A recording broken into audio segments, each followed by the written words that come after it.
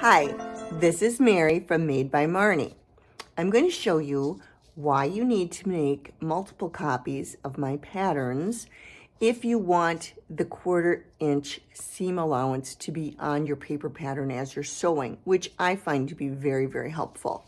My pattern comes all on one sheet already put together, so you can see what it's going to look like when it's all done and put together.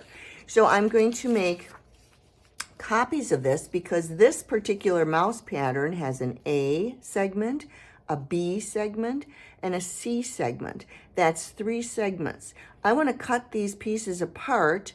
Anytime there are red lines on my patterns, that's a segment that has to be paper pieced all by itself, and then the B has to be paper pieced all by itself, and then you're going to sew the A and the B back together again. So I made 2 copies of this because that's what it tells me to do on the bottom of the pattern. So for just trimming it up, I'm going to put those 2 copies together. I'm going to trim the directions off the bottom because I don't need that much paper. And along the side, I don't need that much.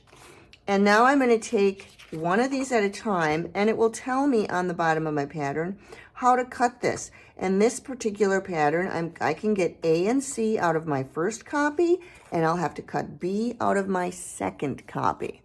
So I'm going to cut a 1/4 inch away from that red line and a 1/4 inch away from the red line for C. Now those 2 pieces are ready to go. And now for B, I'm going to cut a 1/4 inch from this side. And it really is helpful to have that extra paper along there, so when you're paper piecing, you will have plenty along the edges for sewing the pieces back together again at the end.